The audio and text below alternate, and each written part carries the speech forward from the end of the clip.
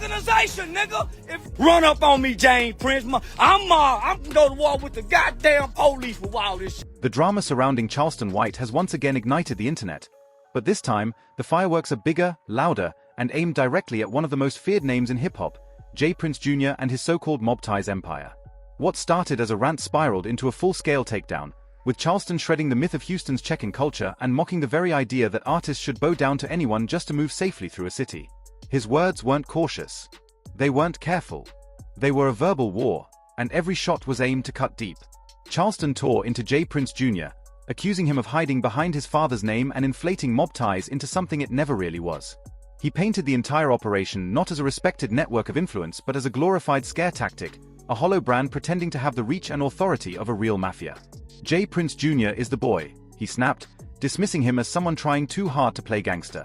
Everything happens around him, not the city of Houston. To Charleston, the empire wasn't power. It was theater.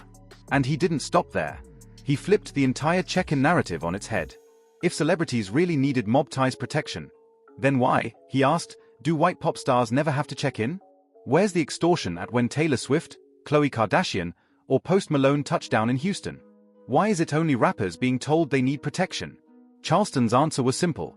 Because the whole thing isn't about safety. It's about extortion, dressed up as respect. In his words, checking in ain't respect. It's extortion with a fancy label.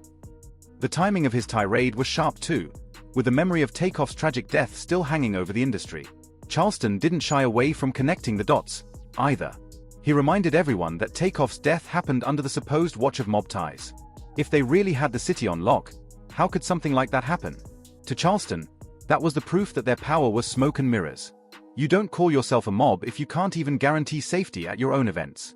Charleston even went as far as comparing mob ties to the real mafia families of New York, men who actually controlled judges, unions, and police departments.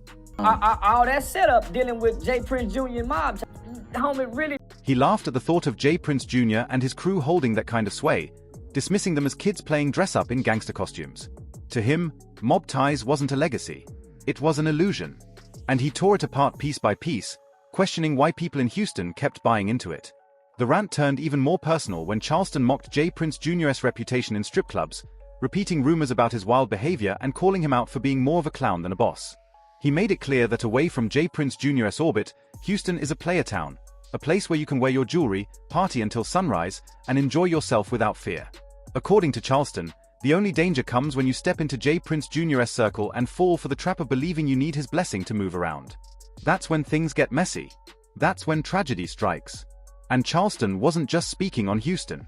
He turned the spotlight on the hypocrisy of mob ties' entire image. If they were truly a force, where are they when women are being abused in their community? Where are they when children are being killed? Where are they when real crimes destroy neighborhoods? He made it clear, mob ties isn't a savior, it's a business.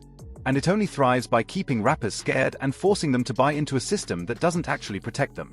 The sharpest cut came when Charleston claimed the FBI and Houston police have been watching the Princes closely, even suggesting that their connection to law enforcement is the only reason they continue to skate by.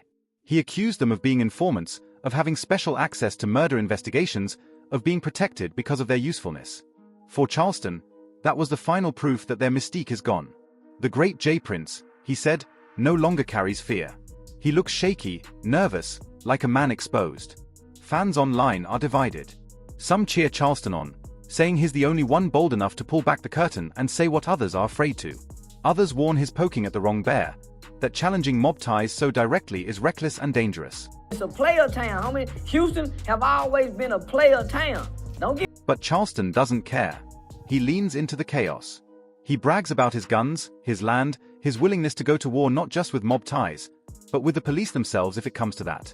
To him, fear is the enemy, and he refuses to let anyone think he's afraid.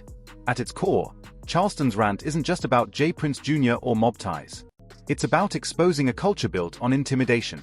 He wants rappers and celebrities to see through the facade, to stop giving power to people who only thrive on fear. His message is simple but explosive. If mob ties can't keep their own house in order, they shouldn't be telling anyone else how to move. And so, the conversation shifts. The streets are listening, the internet is buzzing, and once again Charleston White has dragged an untouchable name into the mud. Whether people see him as reckless or righteous, one thing is undeniable. He's forcing the culture to confront uncomfortable questions about power, respect, and safety.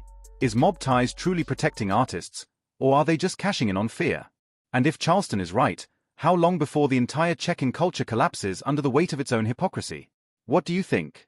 Is Charleston White exposing the truth about mob ties and their fading influence, or is he playing a dangerous game that could cost him everything? Drop your thoughts in the comments.